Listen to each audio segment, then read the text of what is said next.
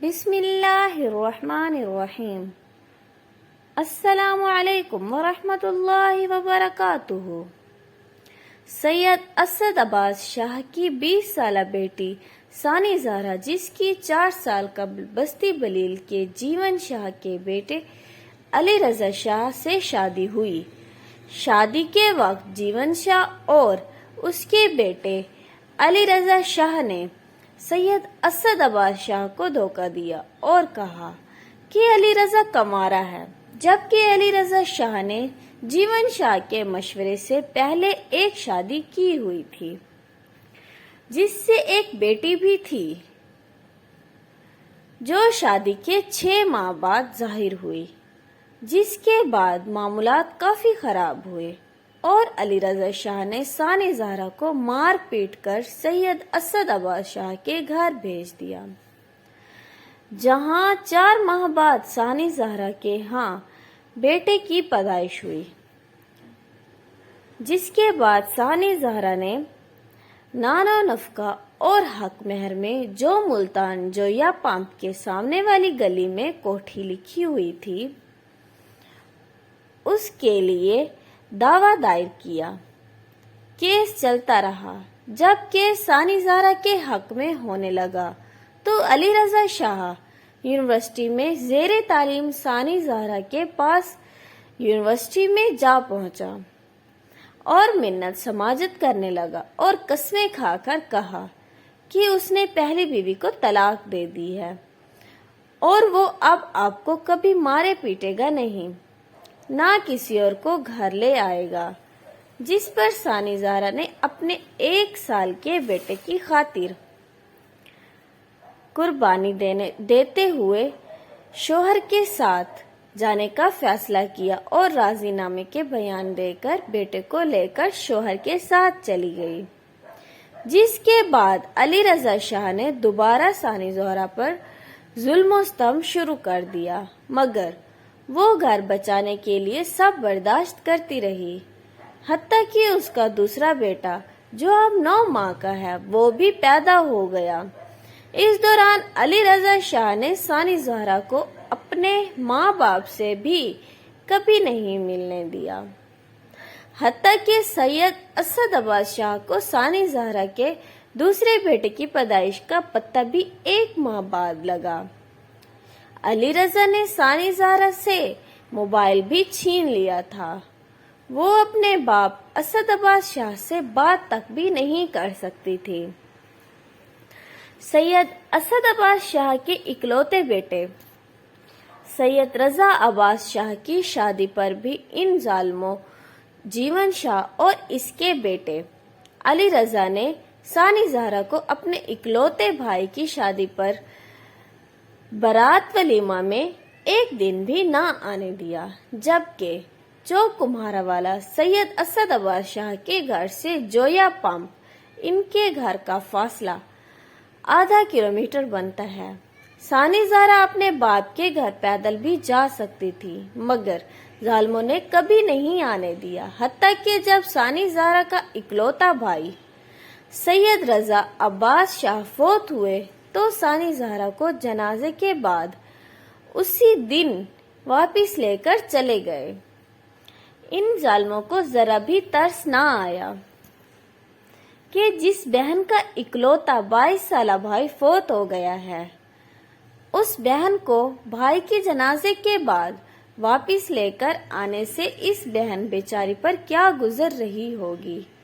مگر وہ یہ سب ظلم اپنے بچوں کے لیے خاموشی سے سہتی رہی۔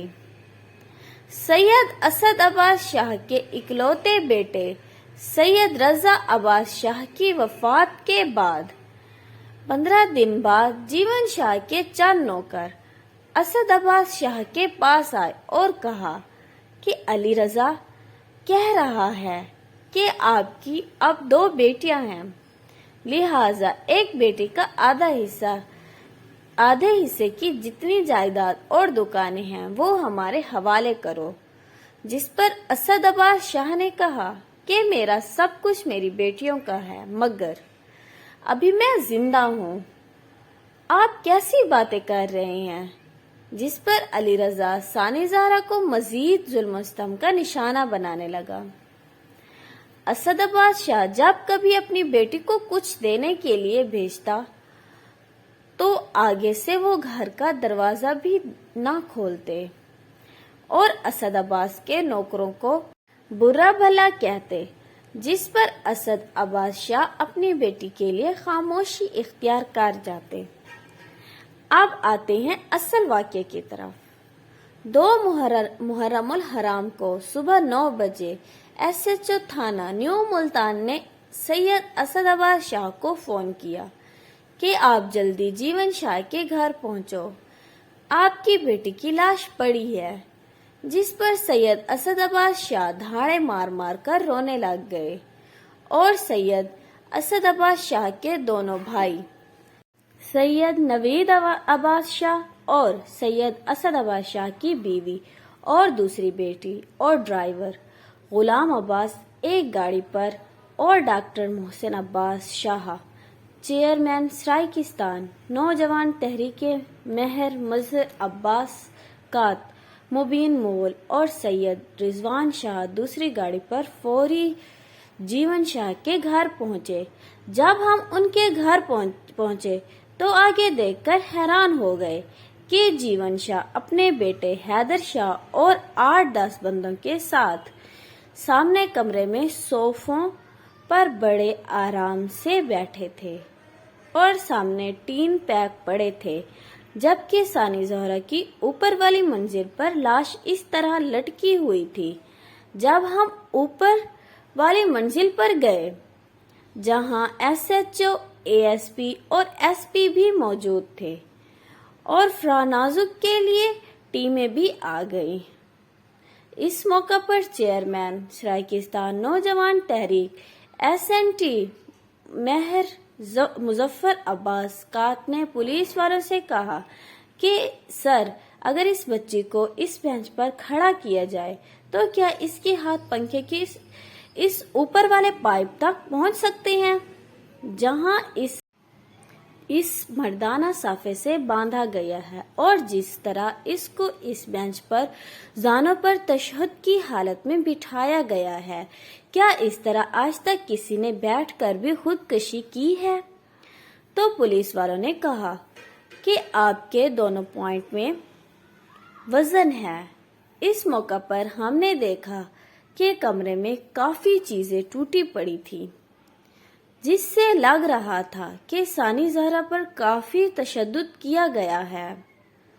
ساری کارروائی کے بعد لاش کو اتارا گیا اور باقی کارروائی کے بعد سید نوید عباس شاہ اور ڈاکٹر سید محسن عباس شاہ